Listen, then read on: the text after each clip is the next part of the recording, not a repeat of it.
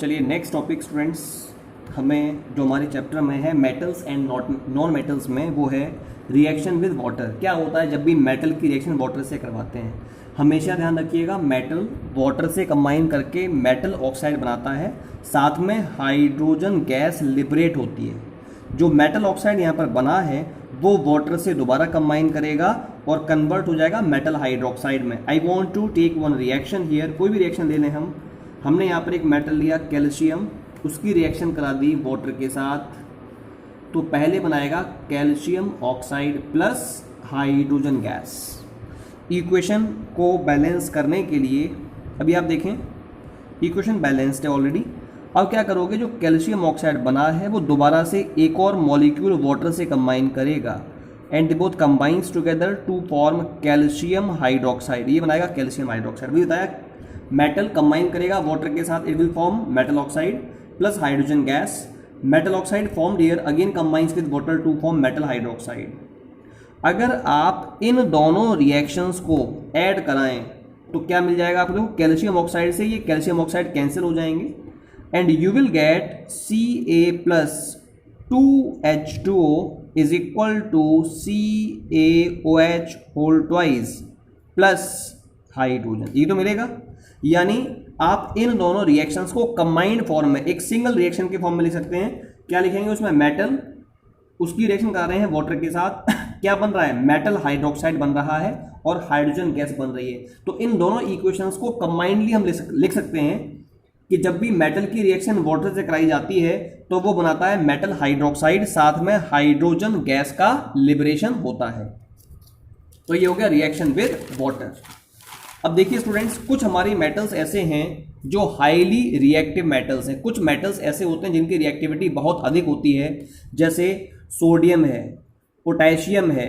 ये मेटल्स के साथ विग्रसली कंबाइन करते हैं और विग्रसली कंबाइन करने के बाद ये जो आपके मेटल्स हैं वो वाटर के साथ, इवन कोल्ड वाटर के साथ विग्रसली कंबाइन करते हैं और कंबाइन करने के बाद क्या बनाएंगे? Metal hydroxide. पता है, मेटल वाटर से कंबाइन करके मेटल हाइड्रोक्साइड बनाएगा और हाइड्रोजन गैस निकलेगी। और साथ में ये रिएक्शन एक्सोथर्मिक होती है, इसमें हाई अमाउंट में हीट लिबरेट होती है। जो high amount of heat liberated है उसके कारण आपका जो मेटल है वो आसानी से फायर कैच कर लेता है। तो मैंने आपको ये बताया यहाँ पर कि जो हाईली रिएक्टिव मेटल्स होते हैं जैसे सोडियम है, पोटेशियम है, वो विग्रसली कंबाइन करते हैं कोल्ड वाटर के साथ। जो रिएक्शन है हाईली वॉलेंट होती है और एक्सोथर्मिक होती है, जिसके कारण निकलने वाली हाइड्रोजन गैस जो है वो इमीडिएटली फायर को कैच कर लेती है। इसके अलावा कुछ मेटल्स ऐसे हैं जैसे कैल्शियम है। कैल्शियम की रिएक्शन आप कराएं वाटर के साथ तो ये कोल्ड वाटर से कंबाइन करेगा। आपने क्या किया? You are taking a beaker, आपने एक बीकर लिया, उसमें लिया क्या? वाटर लिया है, इसमें वाटर है और इसमें डाल दिया कैल्शियम। ये कैल्शियम डाला है तो ये जो कैल्शियम है वाटर से कंबाइन करेगा, बनाएगा कैल्शियम हाइड्रोक्साइड, साथ में हाइड्रोजन गैस। जो हाइड्रोजन गैस निकली है वो इस कैल्शियम मेटल की सरफेस पर स्टिक हो जाती है, जिसके कारण कैल्शियम मेटल इस पूरे के पूरे वाटर में क्या करता है? फ्लोट करने लगता है। इसके साथ ही साथ ये कैल्शियम की बात हो गई। जो आपका मैग्नीशियम होता है वो कोल्ड वाटर से कंबाइन नहीं करता, it do not react with cold water. लेकिन जो मैग्नीशियम मेटल होता है वो हॉट वाटर से कंबाइन करता है और बनाएगा magnesium hydroxide and hydrogen gas.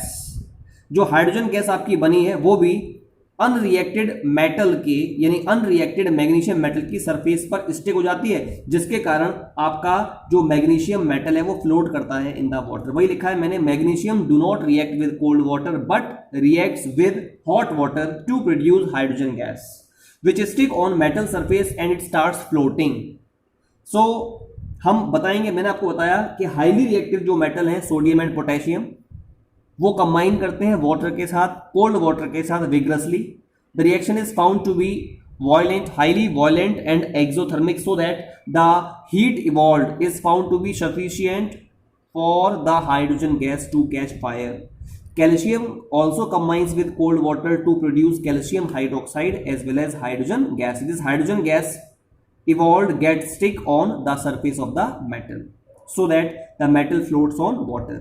Magnesium की बात की जाए, मैग्नीशियम हॉट वाटर से कंबाइन करेगा, हॉट वाटर से कंबाइन करके बनाता है magnesium hydroxide and hydrogen gas, ये हाइड्रोजन गैस भी मैग्नीशियम मेटल की सरफेस पर उसके बॉटम पर स्टिक हो जाती है और मैग्नीशियम मेटल आपका फ्लोट करने लगता है on the surface of the water. इसके अलावा कुछ मेटल्स हैं जैसे कि आयरन, जैसे कि Al दैट इज एल्यूमिनियम, ये ना तो हॉट वाटर से कंबाइन करते हैं ना कोल्ड वाटर से कंबाइन करते हैं। इनमें टेंडेंसी होती है वाटर स्टीम के साथ कंबाइन करने की। ये कंबाइन करते हैं वाटर स्टीम के साथ and they produces metal oxide as well as hydrogen gas, और ये मेटल ऑक्साइड और हाइड्रोजन गैस को बनाते हैं। जैसे एल्यूमिनियम मेटल कंबाइन करेगा वाटर के साथ to form aluminium hydroxide, aluminium oxide plus hydrogen gas. ऐसी आयरन भी वाटर से कंबाइन करेगा, आयरन ऑक्साइड बनाएगा और हाइड्रोजन गैस को प्रोड्यूस करेगा। ठीक है, इसके अलावा हमारे कुछ मेटल्स ऐसे हैं जैसे कि कॉपर है, लेड है, सिल्वर है, गोल्ड है। ये किसी भी कंडीशन में वाटर के साथ कंबाइन नहीं करते हैं, ना कोल्ड वाटर के साथ, ना हॉट वाटर के साथ, ना वाटर स्टीम के साथ। ये किसी भी प्रकार से वाटर से कंबाइन नहीं करते हैं। अब नेक्स्ट रिएक्शन है रिएक्शन विद एसिड। जब भी आप मेटल की रिएक्शन एसिड से कराते हैं तो मेटल सॉल्ट बनता है और हाइड्रोजन गैस लिबरेट होती है। आपने मेटल लिया जैसे जिंक, कंबाइन कराया एसिड के साथ HCl के साथ, it produces ZnCl2 as well as hydrogen gas. Magnesium metal लिया, H2SO4 से कंबाइन कराया, क्या बन रहा है MgSO4 magnesium sulphate plus hydrogen gas. और you can take aluminum also, it combines with HCl to form AlCl3 as well as hydrogen gas। तो यही बताया हमने कि मेटल्स जो होते हैं उनमें टेंडेंसी होती है एसिड से कंबाइन करके मेटल सॉल्ट और हाइड्रोजन गैस को बनाने की। जनरली जो आपके मेटल्स होते हैं वो एसिड से कंबाइन करते हैं but they do not have the tendency to combine with nitric acid. वो नाइट्रिक एसिड से कंबाइन जनरली नहीं करते। क्यों नहीं करते? क्योंकि नाइट्रिक एसिड एक ऑक्सीडाइजिंग एजेंट होता है। ऑक्सीडाइजिंग एजेंट होने के कारण जो निकलने वाली हाइड्रोजन गैस है ना उसको ये ऑक्सीडाइज कर देता है इनटू वाटर और खुद रिड्यूस हो जाता है into the oxides of nitrogen, जैसे nitrous oxide, nitric oxide, nitrogen dioxide, nitrogen trioxide etcetera. तो इसी वजह से आपके जो मेटल्स हैं वो जनरली नाइट्रिक एसिड से कंबाइन नहीं करते हैं, बताया मैंने, क्योंकि नाइट्रिक एसिड एक बहुत ही बढ़िया ऑक्सीडाइजिंग एजेंट है।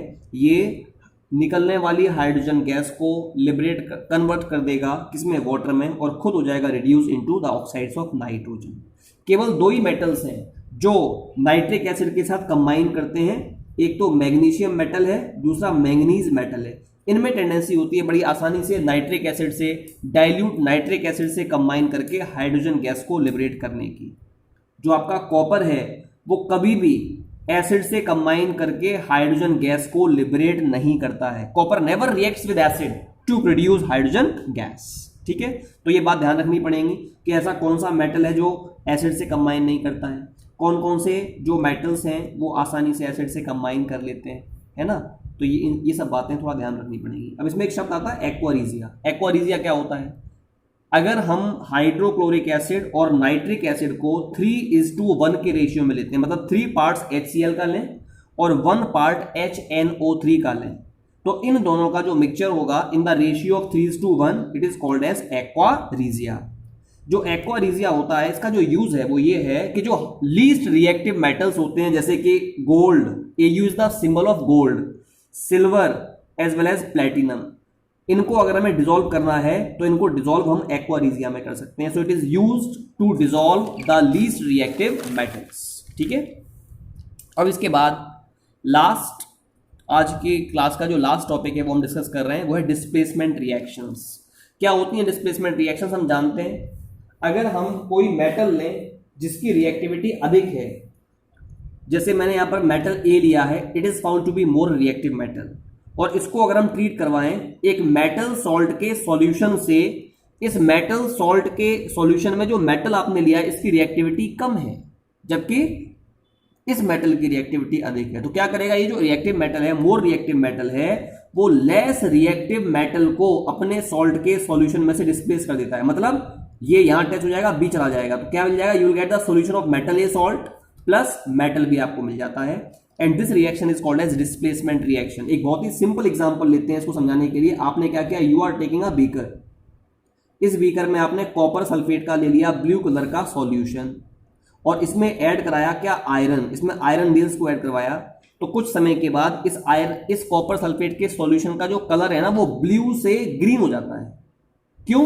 क्योंकि आयरन ज्यादा रिएक्टिव होने के कारण कॉपर को कॉपर सल्फेट के सॉल्यूशन में से डिस्प्लेस कर देता है, और मतलब कॉपर यहां से हट जाएगा, उसकी जगह पर आयरन आ जाएगा। तो जो आयरन यहां पर आया, you will get FeSO4 plus copper आपका निकल गया इसमें से। It is called as displacement reaction. और यहीं पर अगर हम उल्टा कर दें, उल्टा का मतलब अगर हम यहां पर फेरस सल्फेट का सॉल्यूशन लें, उसमें अगर हम कॉपर को ऐड करवाएं तो क्या होगा, नो रिएक्शन, रिएक्शन होगी नहीं।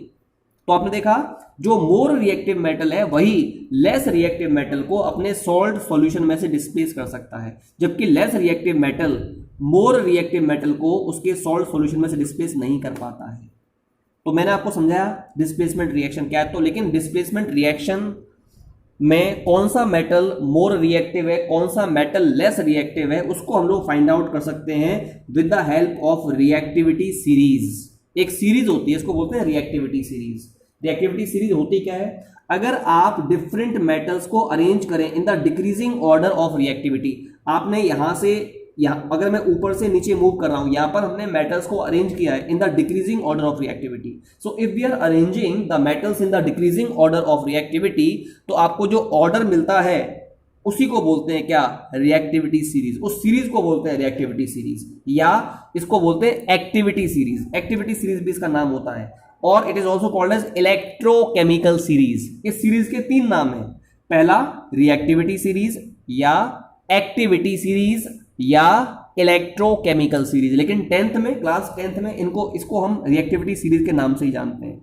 तो इस सीरीज में पोटेशियम की रिएक्टिविटी सबसे अधिक है, उससे कम reactivity sodium, then calcium, magnesium, aluminium, zinc, iron, lead, hydrogen, copper, mercury, silver and gold. These all are the symbols of different metals. अब हमें कैसे ये रिएक्टिविटी सीरीज याद होगी, इसको याद रखने की एक छोटी सी ट्रिक है। वो ट्रिक है, काशीनाथ का माली आलू जरा फीके पकाता है। एक आदमी है, वो कह रहा है कि जो काशीनाथ का माली है ना, वो आलू जरा फीके पकाता है। तो इस बात को कोई व्यक्ति कहता है, सपोज किसी पर्दे के पीछे छुपकर, ठीक है, तो जो सामने व्यक्ति खड़ा हुआ है पर्दे के, वो कहता है कौन है, जरा आगे आओ, मुझे बताओ कौन कह रहा है ये वाली बात। दोबारा बता रहा हूं मैं, सपोज कोई पर्दा है, कोई स्क्रिप्ट हो रही है स्कूल में, कोई हिंदी स्क्रिप्ट हो रही है, ठीक है, तो उसमें जो पर्दे के पीछे से आवाज आती है, एक आदमी पर्दे के आगे खड़ा हुआ है, एक पर्दे के पीछे खड़ा है। तो पर्दे के आगे जो आदमी खड़ा है वो एक आवाज सुनता है पीछे से, जो पर्दे के पीछे वाला आदमी कहता है, क्या कहता है वो, काशीनाथ का माली आलू जरा फीके पकाता है, ठीक है।